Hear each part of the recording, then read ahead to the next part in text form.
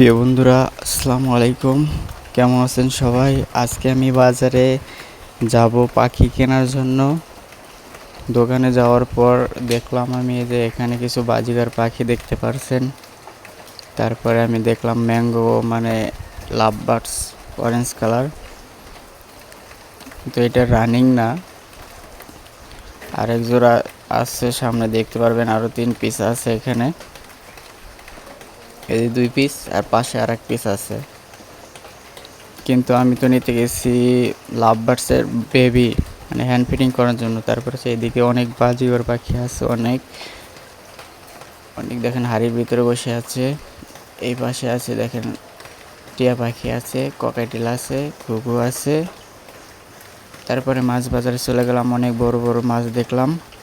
ভিডিওটা ভালো লাগলে অবশ্যই ফলো করবেন এবং যারা ইউটিউব থেকে দেখবেন সাবস্ক্রাইব করবেন। আল্লাহ হাফেজ।